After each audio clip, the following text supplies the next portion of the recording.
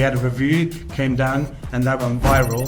So people started coming from all over. My wife even opened the door. There were cars everywhere. She didn't know what to do. Like, what was the review? What happened? So the Food Review Club, he came down, gave me a 9.2 out of 10, and within 5 minutes, people were outside the house. Shout out Food Review Club. Then. Yeah, we got Matt from the Food Review Club. Thank you.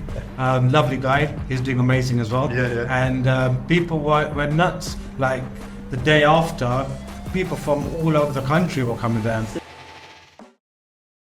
Hi, we're Mr. Sings and welcome to Family Business. Today we are here with Maneet, the owner of Papaji's, one of the most exciting fresh fast food brands in London, possibly even the country. So Maneet, I'm going to start this conversation in the same way we started everything else. Why did you decide to start a family business? Kind of happened over COVID. Okay. So we had the food truck that used to go around and do events and stuff. Yeah. And then what happened is COVID hit. Right. So then I had to adapt and think differently. So then a lot of people said, don't do it. But I thought, I'm going to give it a go. That pushed me even harder to make a success of it. So I actually stuck my truck on my driveway. It's like pops, isn't it? Yeah. And literally ran it from home. And it kind of went viral. It went nuts. So people were traveling 5 hours just to grab a Papaji fix. So it was me, my wife, and my 3 kids. How old were your kids? Those days they were like 10, 12, and 6. No way. So the 6-year-old was telling everyone what to do. My princess was running the money. And my eldest one was giving me the tickets from the machines. Wow. And and it was So wife and you cooking up? Yeah, so it's literally us in the truck cooking up. At the beginning, it was like me cooking up and me and her delivering it. And then it just went nuts. So we had a review, came down, and that went viral. So people started coming from all over. My wife even opened the door. There were cars everywhere. She didn't know what to do. Like, what was the review? What happened? So the Food Review Club, he came down, gave me a 9.2 out of 10, and within 5 minutes, people were outside the house. Shout out Food Review Club, man. Yeah, we got Matt from the Food Review Club. Thank you. Lovely guy. He's doing amazing as well. And people went nuts. Like the day after, people from all over the country were coming down. So then that kept going. Obviously, we kept consistent with the food. I got more guys in the van. So I had a couple of guys in the van, me in between. I had 5 drivers. I even had at one point 26 bikes on the road. No way. Just going crazy, man. Wow. Like, man's wanted that Papaji fix. Over what period of time was this? So that was, we did the whole of COVID, so a year and a half. And it just got bigger and busier and busier. So I said to everyone, you can't walk up to the truck.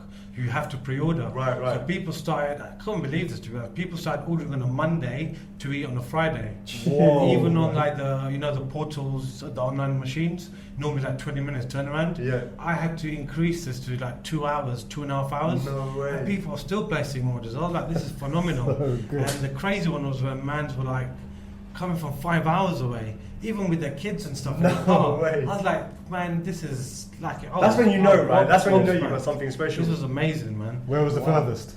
So like went from Doncaster, Luton, Birmingham, Manchester. I even had celebrities come in. Arthur Dodger came down. No way. Footballers. I didn't even know who they were even. So only when they reshared it, I'm like, who's the blue tick person? Maybe a footballer or something. No way. So yeah, it's phenomenal. It was a journey on its own. They're getting very tiring as well. And I was doing stuff for the police. I'm donating to the Barnet General Hospital. Right. Doing events for the council, and then just running. All during COVID? All during COVID. It went, like, that was nuts. Wow. So, because when I had the restaurants before, the Subways, I thought, let me take it a bit easier. Then just went straight to the deep end and just went kind of crazy. So where did, was it Papaji's, was the brand already in place when COVID started, or what's the story behind the name? What happened is the journey was, I used to have Subways before. Okay. So I had 6 Subways, been running from the age of 21. And then there was a gap in the market for some good quality fried chicken. So then I worked with food scientists for 2 years. Okay. And with that journey, we developed, and I'm very militant to the crisp, to the oil absorption, explosion of flavors in your mouth. Sounds like Pops, isn't it? Exactly. That's exactly the same. It's like you have to give the best. If I'm not going to eat it, I wouldn't expect anyone else to eat it. Right. So then what happened is went through that journey, and my dad was around as well. And then what happened is I was going to relocate to South Africa. So I was going to actually launch the brand out there. Because what it was, in South Africa, they haven't got many big players except for Chicken Lick and KFC. So my plan was to take them on. And then what happened is my dad, my best friend, and that's the time we hadn't had a name for the brand. And he found he had cancer, and he passed away within 2 weeks of finding out. My God. So then that's why I called it Papaji, you know. Well, after your dad. Yeah. Nice. Because he's my papa, isn't it? Yeah. Well, look, respect to that, and look what you're doing with his name, right? That's an incredible. It's like with Pops, right? Same thing. Like we named our brand after our dad, who wore the turban, and I'm assuming, correct me if I'm wrong, but I'm assuming that's going to drive you in a completely different way because you're like carrying his name forward, right? All I want to do is make him proud, and leave a legacy for my kids. You know what? We've done a few of these podcasts now. The same thing is the same phrase that keeps coming up is I want to leave a legacy for my kids. Yeah, anyone that creates a family business or runs a family business, like my brother saying, it's the same. It's really interesting. It's really we never thought. I didn't expect it. That's every podcast we've done, we've recorded. That keeps coming up. I want to leave a legacy for my kids. Even if like my kids know the brand inside out because we ran it from home, you know, right. But even if they want to do something different, like my eldest, my young middle one, eldest and my youngest, they want to be veterinarians. Okay. And I've always said, look, the opportunity's there. But my princess, she's like, Papa, she's actually a better version of me. Oh, I love that. She's on point. So I'm like, it's open to all of you, you know. So I'm trying to build something amazing. That's why we're franchising, trying to open more sites. Right. And hopefully I'll be able to, you know, go in the right journey, the right path, and be able to pass it on to them and let them run the show as well. That's wicked, man. Well, I love the connection like with your dad. Sounds like an incredible person for you to call him like your best mate. That is phenomenal. And so what? And then earlier you briefly mentioned. I want to expand on this. You talked about starting a Subway or buying a Subway franchise at 21. Yeah. I mean, at 21, like, I think we could just about shave properly. And like we were messing about so much, but at 21 you're buying a Subway franchise. How did that all come about? Was your dad an influence on that? No, my mum and dad had run businesses. From a young age, I've always, like, even from the age of 12, I've been helping with their accounts every weekend in the shop. Helping run the shop. I could see how my mum and dad work. What shop did they have? It's an off license. So in Whetstone, so just down the road from my house, and you know every weekend I was there. So I've been embedded into me, you know, business lifestyle. Working hard and hopefully have the rewards as well. And so when I was 21, I finished university, working in a bank, and then I was talking to one of my previous business partners, and then we just decided to open a Subway. And at that time, a friend of my mum had taken a loan out to do a loft conversion.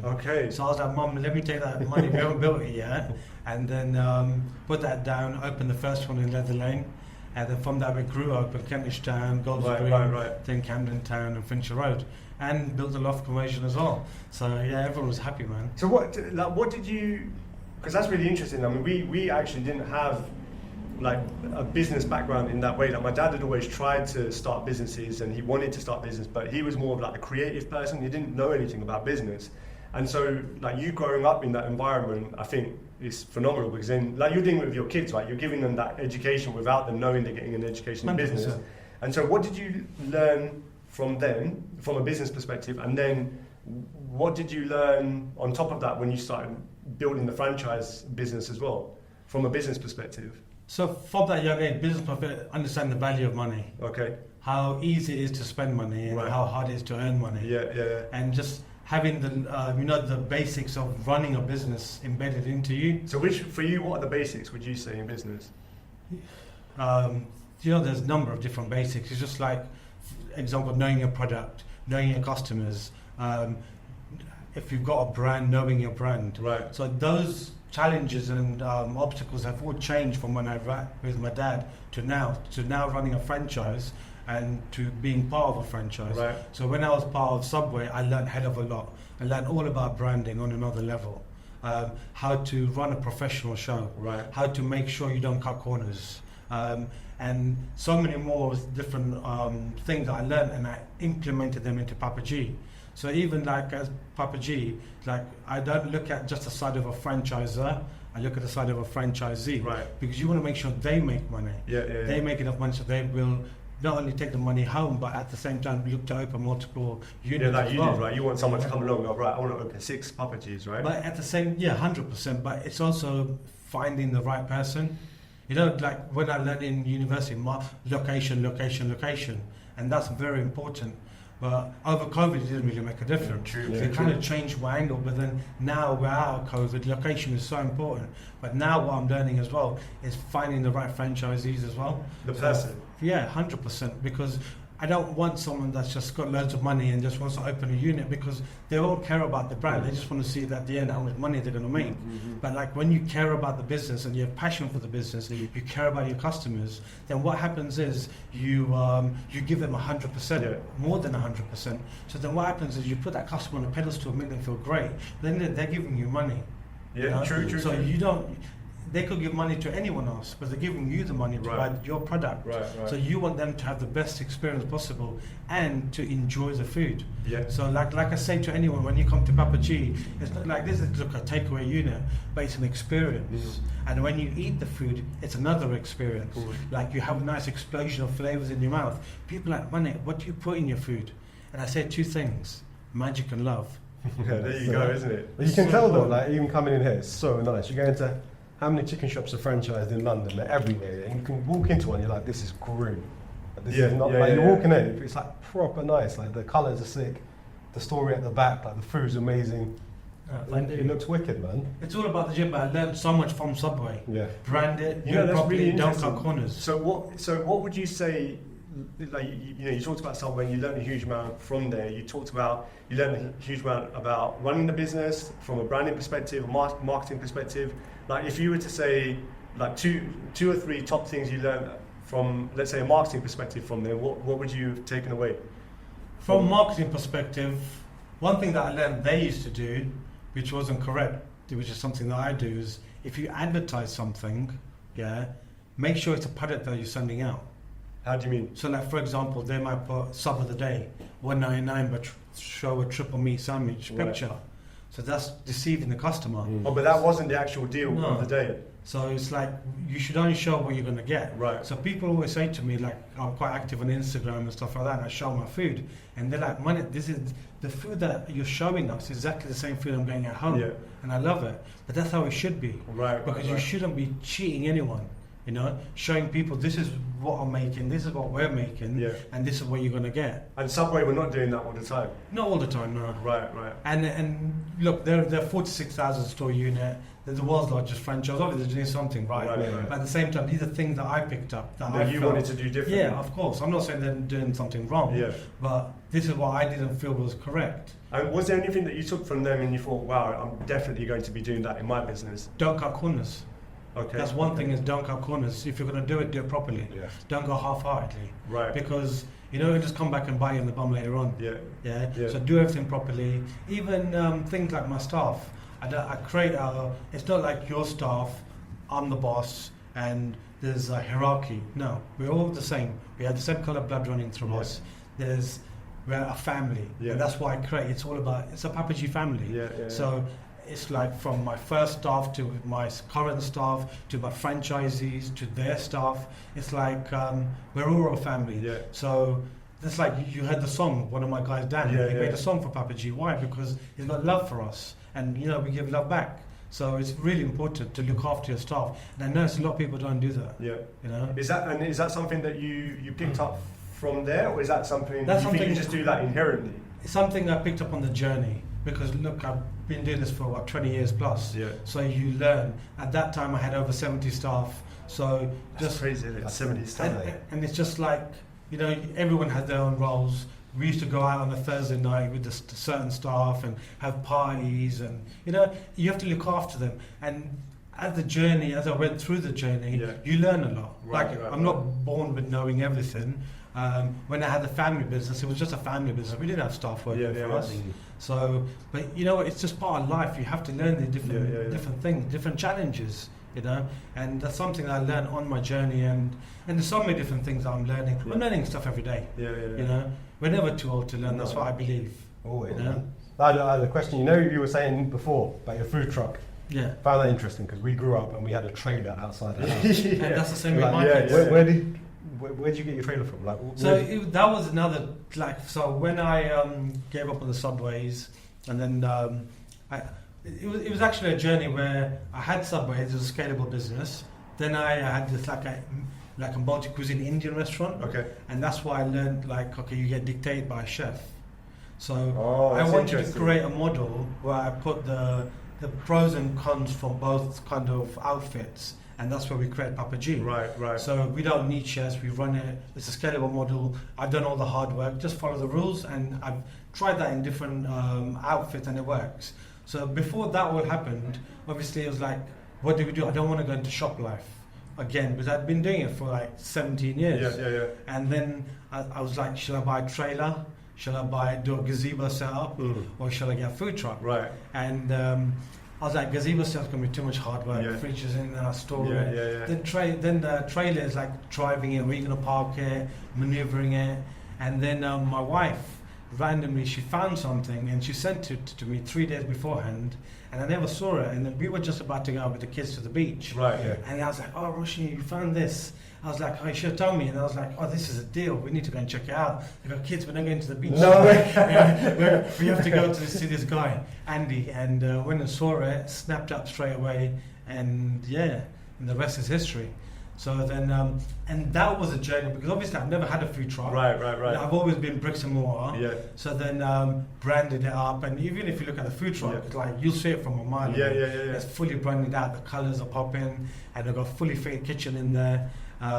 Even with the council, they say it, and they're like, they're giving me 5 stars twice now on every inspection. Right. Because I do everything properly. I don't like I said, don't cut corners. And so then even the food truck is like parked right outside the house. So it's like if the food truck goes, it's like you're missing something, and you got the big Papaji face just looking down at you, and it's like such a happy guy. Yeah. So it's like it's just positive energy. I know how your kids are feeling, right? Like, I remember that's all we ever saw growing up from our front window was that white trailer.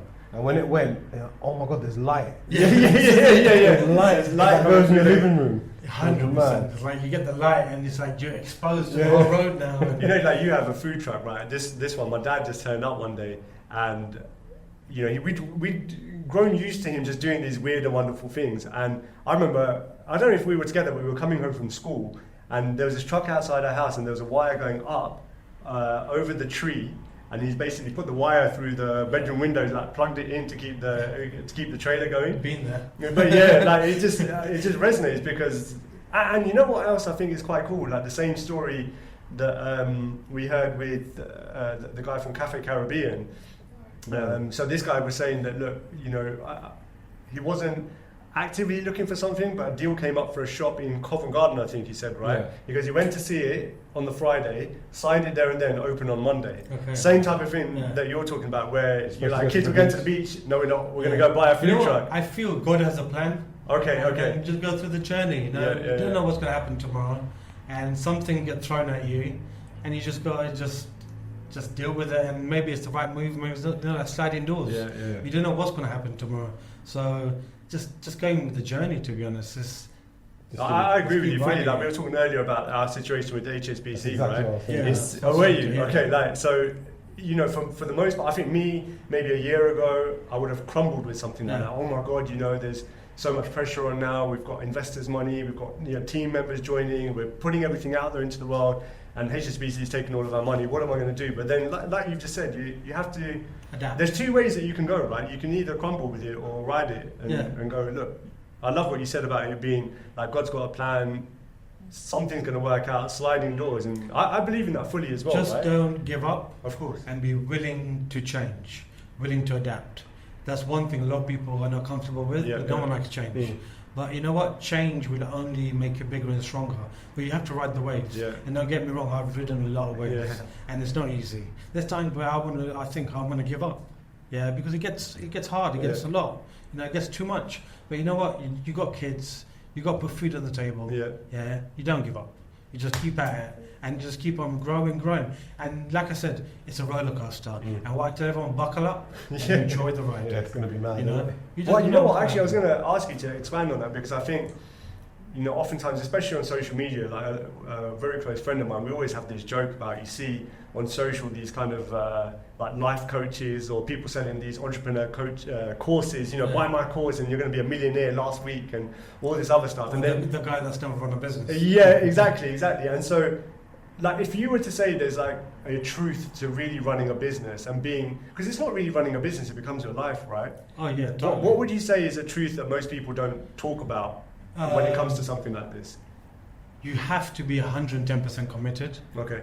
You have to be invested, not only financially but physically.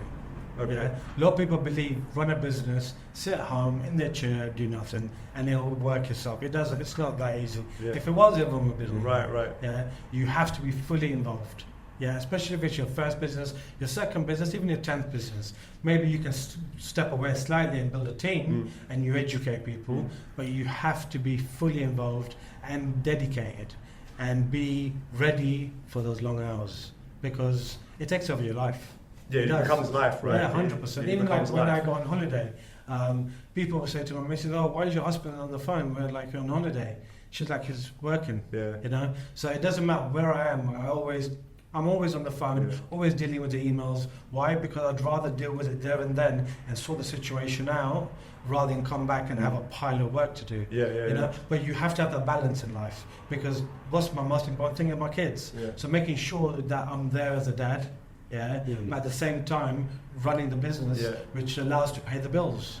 Do you find you've got like time, or are you starting to make time for your family and the business now, or does it sometimes one take over the other? I've always tried to make the time. Beforehand, it used to be a lot more business and, you know, here and there with the kids, but try and be there as much as possible. Even if it's maybe pick them up or doing some homework with them, or just going away, or just even going to the shops, wherever it may be. But now, because I've been in it for so long and I'm, you know, perfecting the art of it, and obviously we're franchising, stuff like that, so now I can spend a lot more time with them, you know, and I have that balance. So, which is lovely. So they're like, "Papa, man, we see you at home all the time now." And I'm like, "Is that good or bad thing?" So that was a massive thing for me. So I quit my job in September, and my main thing was I was never seeing my kids. I saw them maybe for half an hour at night, put them to bed. That is literally it. Yeah, so that was one of the main reasons in September I quit my job and did Mr. Sings full time. Was I just weren't seeing my boys, man, and it was like seeing them an hour and then put them to bed. I sometimes had dinner with them, which was amazing. Then on Fridays we used to have a meeting, and I just wouldn't see them till if I was working Saturday. See them when I get home, and I was like, "This here and there." Yeah, I was like, this isn't right. And then I went to when I started Mr. Sings. Like now, I pick them up and drop them to school every day. And like I was picking them up one day, and the teacher said, "Yeah, who are you?" I said, "Oh, that's my son." And he's like, "Oh, Daddy." I was like, "Yeah, that's me." They had no idea who I was. None of the teachers knew me.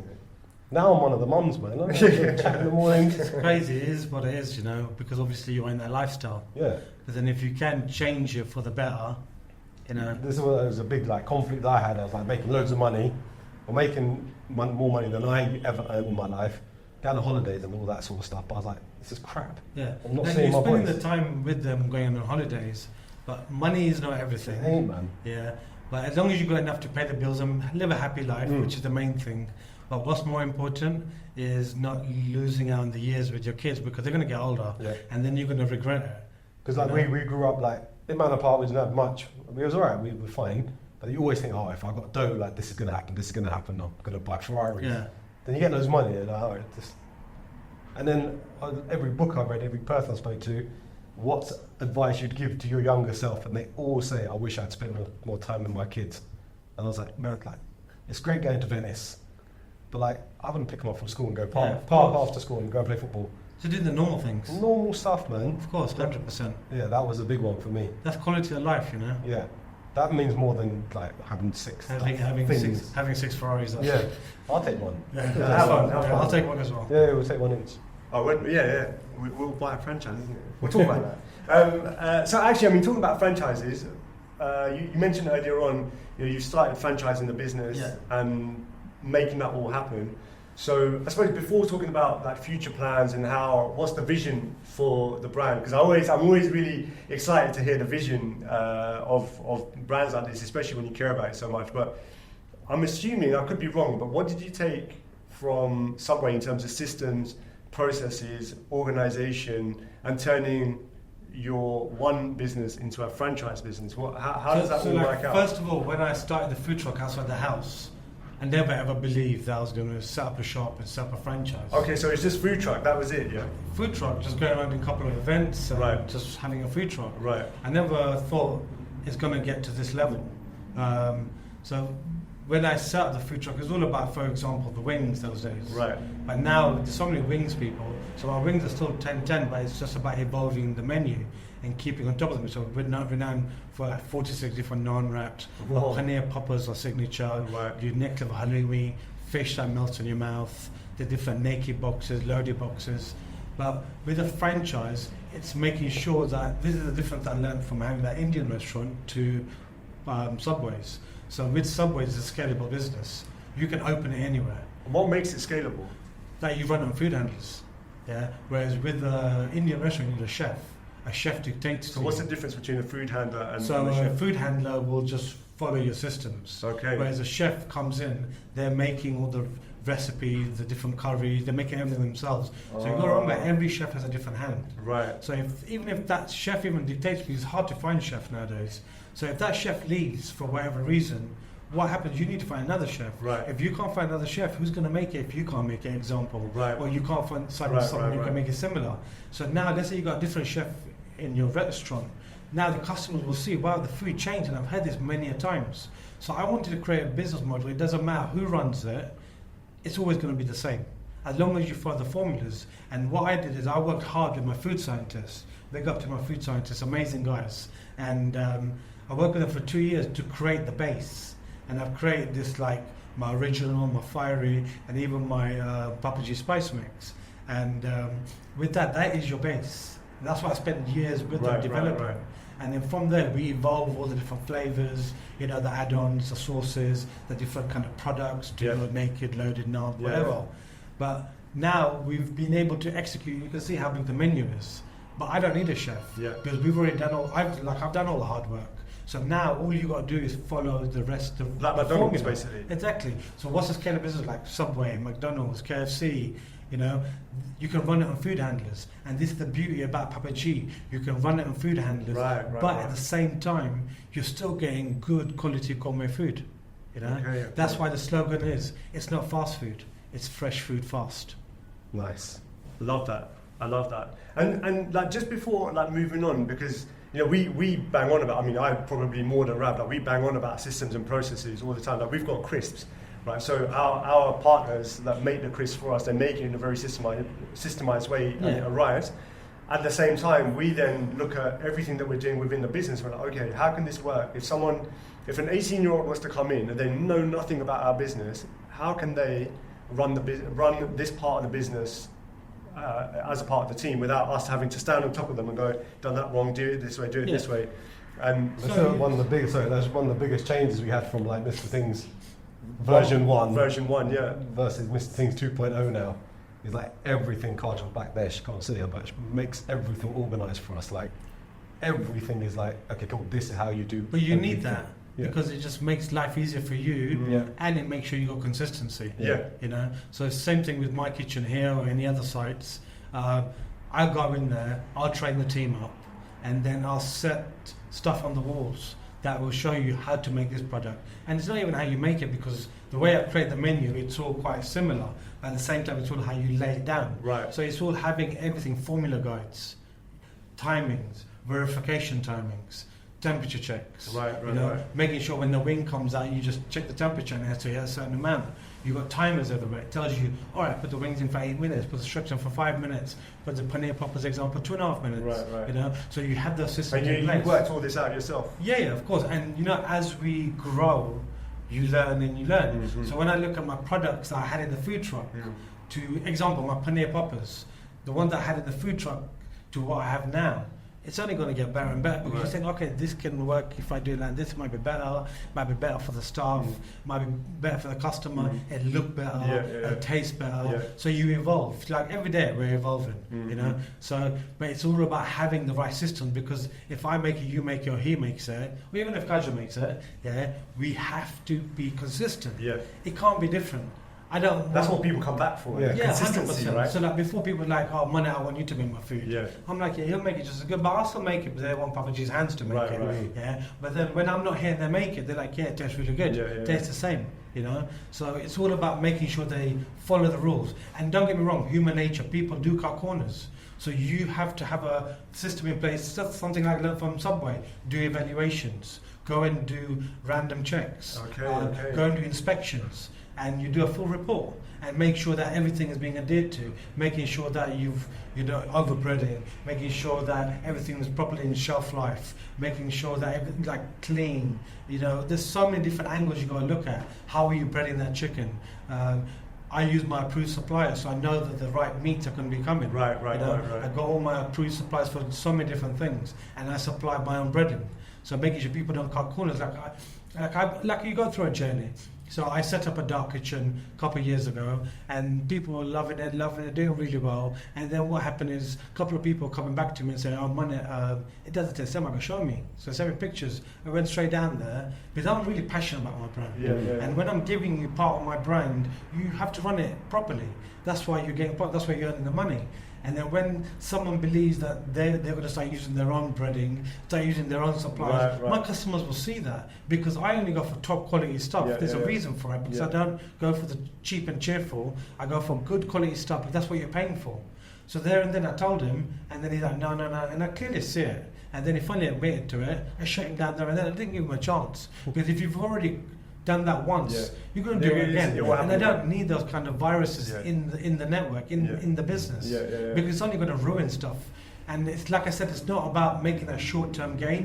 We're looking at longevity here. I have a vision, I have a plan, and I want to take, like, touch wood, I want to take on the world. I want Papaji's everywhere. But it might happen in 10 years, 20 years, 30 years, maybe 40 years, maybe my kids might be the one that take it. But you have to keep at it, you know, and just keep trying to move forward, open sites. And it doesn't help with the economy the way it is. We're in a recession, you know, people are spending less. So you got to keep trying to adapt. So like even now, I've done it so where we run the restaurant pure on electrics. We don't even use gas anymore.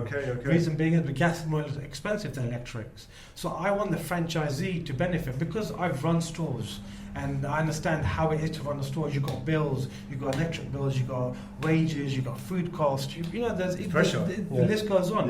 You know, so it's all about trying to make it as an easy model for the franchisees. So because I've been there with Subway. I've been there running my own stores, running the food truck. So now I try and be there on both sides, not like that franchisor who just wants to make the money. You know, I want to grow the brand, but at the same time, I want happy franchisees as well. It makes sense, because like if they're happy, like you said earlier, if they're happy, they're earning, the customer base is happy, and they're coming back, it's going to bring up the brand overall as well. 100%. And more importantly, and I get the sense from you, it's very similar to us, like you want the people involved to be happy. You want the people involved to feel loved and That's why we for. call it a Papaji family. It's like they're not just anyone. But even what the beauty is about, it's like there's customers or even followers who have followed the journey from day one.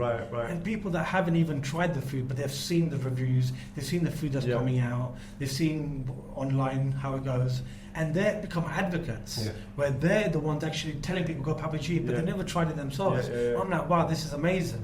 You know, that you can't get any, power of the people. You can't buy that. You can't buy that. You can't. Like, word of mouth is the best marketing ever. It's so I'll tell you a funny story. We've got like on even Facebook from 10 years ago, people that met us at a food show once, maybe in Birmingham or something, and they're still like, guys, how's your dad doing? That's amazing. We were driving back from a podcast a couple of weeks ago up in Leeds, right? Oh yeah, and, my days, that was we were stuck in traffic, and what should we do? And I was like, oh, Rav, like, we've never done an Instagram live before. So this is like on the way home from. Yeah, I was watching it. Yeah, you were on it. You were on it, right? Mate, so like, we turned it on, like you were on it, various other people on it, and then there was a person from Chicago who watched a music video that went viral like years ago, and we appeared on a news channel in Chicago. And she's followed the journey from then, and she was asking like, how's your dad, how's the family, I love what you guys are doing, I'm coming to London, like, we'd love to try some of these places, those places. And we started to chat with her, we're like, and that's the best though, isn't it? We put the live down and we just sat there with our mouths open, like, going, oh my days, you can't buy that. No, you can't buy that. No, 100%. it's like similar stories. I'll be walking with my kids, and it's like people will just come up to me and go, "You Papaji, nah?" Yeah. No way. And then like 2 minutes later, I'm crossing the road. Be like, "Man, like Papaji." And I'm like, "Yeah, wait a second." Even though we'll have meetings, and people are like, "Can we not have meetings in the shop?" Because when customers come in, they want to talk, and I want to talk with my customers. I love them. So then we'll have a meeting somewhere out of town in like a pub or somewhere, and then someone will come and tap me on the back. Yeah, bro, I love you, Will. We just can't get away, can we? And even like I'll be driving the truck, and people will be like horning, Papaji. Wicked, man. And then we've even had people come like customers come from Germany. So whenever they come over, like a customer called Justin, and whenever he comes over from Germany, he's always coming to get his Papaji fix. Guten Tag, Justin. Yeah. Nothing but love for you, Justin. And there's quite a few of them. Even like we started doing merch and we started selling it worldwide. And the people wanted to try the food.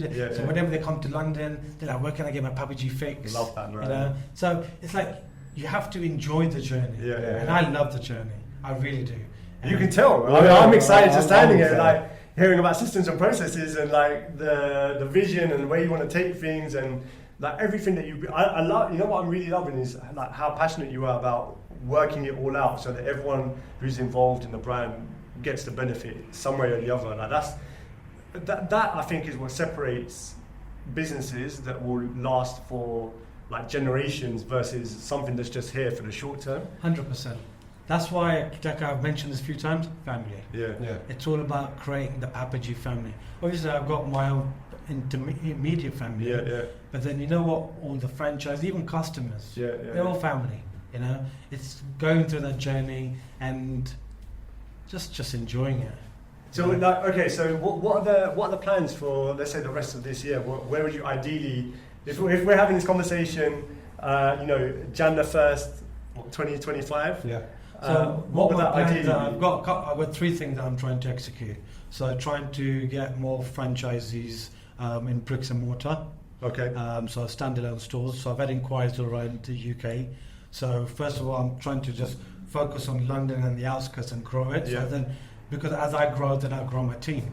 So at the moment, you can remember I'm like a one-man show. My wife and the kids. Kids are at school. Wife looks after the kids and supports me. But at the same time, I'm on it 24/7.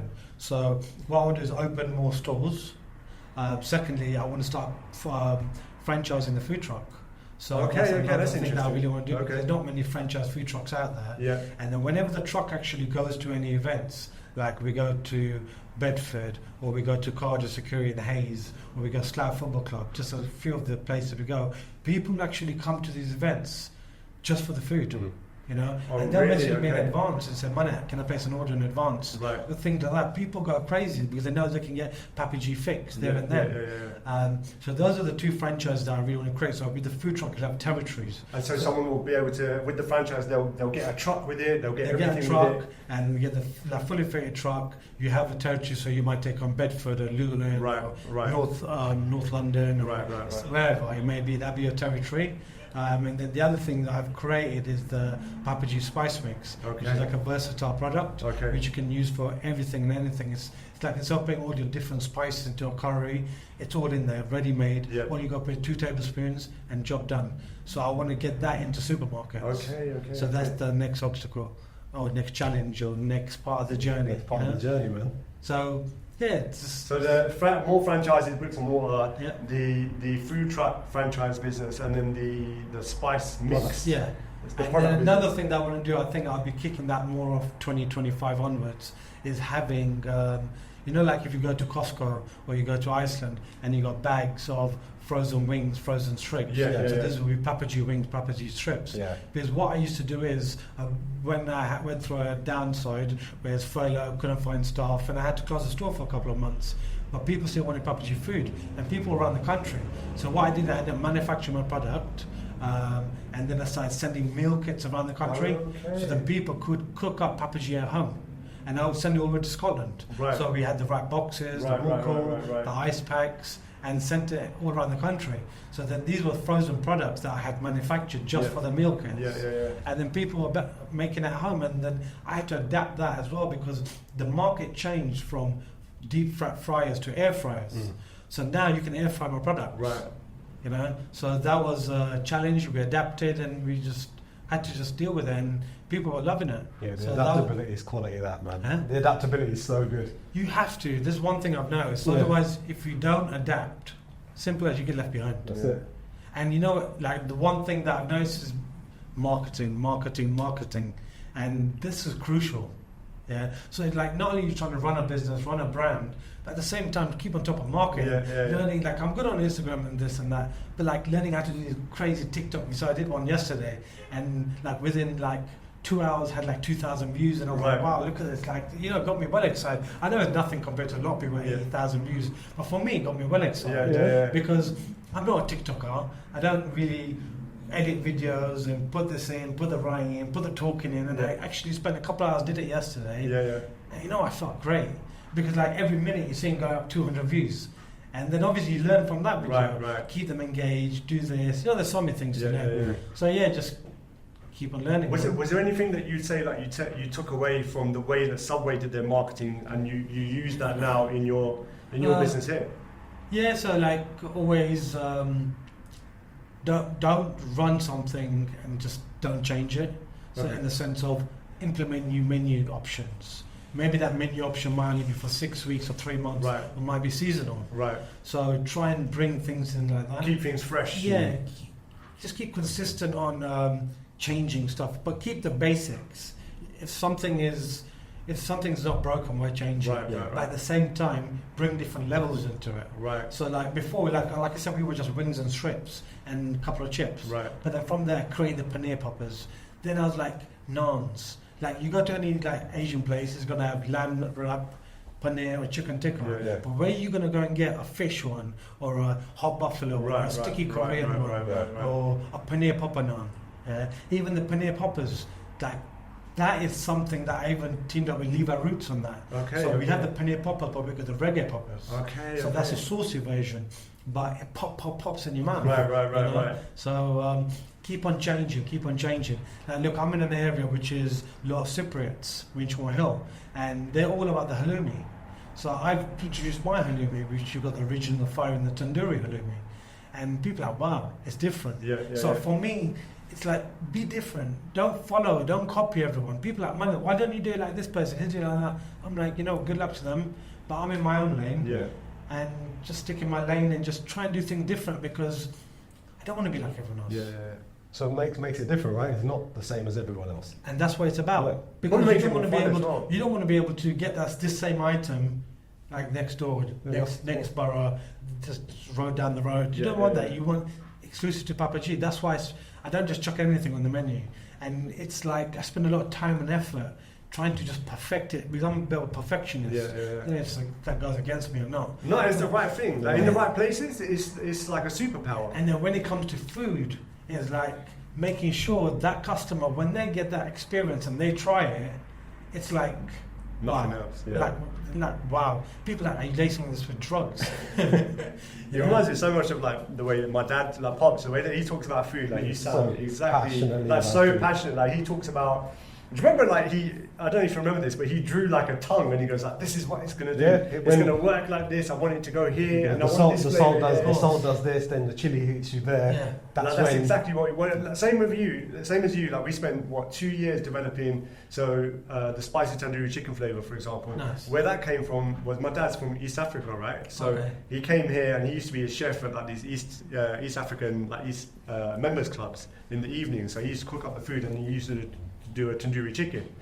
I became vegan a few years back and I was like, Pops, man, I miss that flavour. Can you put it onto a crisp? So he went to work and he made it. He put it onto a crisp and like we all tried it. Like it tastes like tandoori chicken on a crisp. And then you talk about the crunch and the satisfaction. That whole thing. Like we went through so many different crisp partners, but there was only one that we could find that hit that mark for us. And you know exactly what we're talking about, like the crisp, the crunch. It's got to be consistent. They got to care as much as you can. 100%. And then when you have that final product, it's like it's like a magic moment, right? That's an experience. That's right. You've got an explosion of flavors. But even just eating is an experience. Exactly. And where you want it again. You just enjoy. It leaves that taste in your mouth. I want some more. I love it. I'm hungry now. Just talking know. about all this food, and it's exciting. And it's a fun business to be in. I think it's like you said, it's tough, but food is fun. And then when you put on top of it like the story, and you genuinely care about it, I think it just becomes like something else that almost has no end. Right? You can constantly Sky's the limit. Yeah, you can constantly create new things. You just got to right? keep on top of it and just keep trying to evolve. You know, I love that. Don't just stay in the same place. Keep trying to evolve. Keep trying to grow. Keep everyone happy, but play with that menu. Yeah. And that's one of advice I can give to people out there. Don't just keep it the same all the time. Keep playing, keep working on it, and make sure you give the best to your customer. That's so important. Making sure the customer gets 10 out of 10. No, they should get 11 out of 10. You know? I love that. Yeah, so picking up on what you're saying, I came across this statement which I really enjoyed, and it said, are your customers satisfied? Which to most business owners say, yeah, they're satisfied. And then the next question it asked is, but are they delighted? And that really got me thinking, because like, how can you really delight your customers? Obviously there's the food experience, but in which other ways can you delight them? Because when you take them to that level, like you said, an 11 out of 10, that's when real magic starts to happen, right? Yeah, and so there's a couple of different angles on that. So like I spoke about earlier, like putting the customer, an enjoyer, but putting them on that pedestal. Yeah. Making them feel good. Yeah. But at the same time, you've got to understand there's any business, you can't satisfy everyone. True, that is true. That's one thing I've noticed. You might get some people that'll be like, Maneet, sometimes I find your bread a little bit salty. Yeah.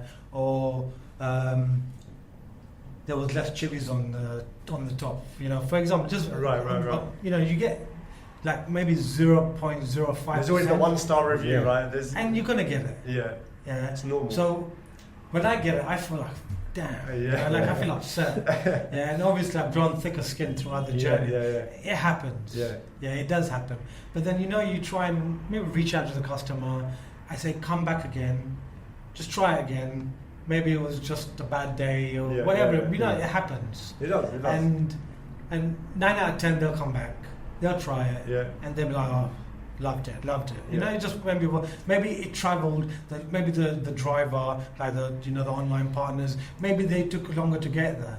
You know, so then the food goes in piping hot, and then when it's in a box, it might sweat a little bit because of the heat. So then there's no better experience than eating in store. You know, nothing wrong with online. Don't get me wrong. Like the whole market's changed to online, but just knowing that you can reach out to your customers and try and make it right. As long as you try, you know. Like I said, you're not going to win everyone. No, I agree to that. And as long as that's a minority, and it's not like every customer, then you got something majorly wrong. True. You're going to get it. I think we have it as well. Like some people just send a weird review and just like, all right, cool. You try and make it right, but that's what you can do. You can just try and make it right, and then you can't please everyone, like you said. But then sometimes, remember, one thing I've learned in the game, in the journey, you get haters. And with haters, they might come and put a review, and they might put a review on the day you are closed even, so you're still getting caught out. But you know what? It happens. And then what my wife used to tell me is, Maneet, if you got haters, you do something right. We always found like as well, you'll get 1,000 comments on something, and like 999 are really nice, happy. It's like, oh, you made my day or whatever. You get one bad one, and that is the only one you remember. You're like, which is very true. But which is what we shouldn't focus too much. We should focus on 999 people, nothing but love, support, and they're, and it's amazing. But because we're human and we only want to give we want 1,000 happy customers. That one will hit us in our mind, and they just in the feels, like, it'll get you in the emotions. Someone DM'd us the other day, it wound me up all day, and I was like, why? This guy's like, I don't care. Like, look how many other DMs I've got. They're so nice. Then I forgot about it after a few hours. But like reading, I was like, what dick. But he sent it to me. But do you know why? Because you've got the passion for the brand and you want to make everyone happy. He sent it to me, right? He goes, I'm going to do this. I said to send him a voice out, Rav. It's not really worth it. Go home, play with your boys. And he was like, no, I'm going to do it. And then eventually he calmed down. It was like 10 minutes. I left my phone. Came back and I was that's the thing, because like even back in the days I might get some comment or review or whatever, and I'm like, writing some negative message. And then you just take a minute. And then for a minute, I'm like, Maneet, relax. Yeah, Breathe yeah. in, breathe out. Yeah, So- right. Delete that message I was about to write. Say thank you, appreciate the comments. Yeah. Yeah, That's exactly we'll why I do do better afterwards, next like, time. yeah, You know, yeah, we'll do yeah. better Turn a next time. negative into a Yeah, positive. right. Yeah, that's It's the way. painful though to do it. It You feel is. that I don't want to do that, but you have to. And then some people think they know it all, so then they'll be like you Oh. go to an event and they'll be like, oh, but you should do it like this. I'm like, oh, have you run restaurants? Have you run a business? No. So I'm like, okay, anyway, thank you. I appreciate your comments. Yeah. Oh, 'cause- yeah, but you don't. We used to get it all the time. Oh, my mum can make it, but I was Yeah. like, oh, that's cool. I'm really happy for your mom, you know. Yeah, and I'm it's really wicked, happy man. for you. It's And so good. yeah, but You get It's it. just Yeah, weird. yeah. It's so weird. It's normal though, right? It's normal. Human nature. That's it. So look, man, I think you know it's an exciting story. It's a really exciting journey, and I'm really happy and excited for you to Yeah. see where this is going. So what I wanted to do is that if you were to you know, if someone is actually looking to start a food business today, let me ask you two things actually. Would you advise them to go and work in a place like McDonald's or Subway or a place like that so they can learn how that systems work? Or would you say to them, you know what, no, go all in. If you've got something that you love, try that angle first and start selling So first of all, it all depends on what business you want or what cuisine you want. So if you want, example, authentic kind of food, you need to learn the menu. You need to learn how to cook it. Right. You learn how to execute it. Right. So now going to work in somewhere like McDonald's, Subway ain't going to teach you that, because you'll just be that food handler and you're just following the regime. All right, it might teach you basics, okay, health and hygiene and stuff, but it will not teach you how to run a restaurant. So what would be good is maybe getting work in an independent restaurant or getting mentoring.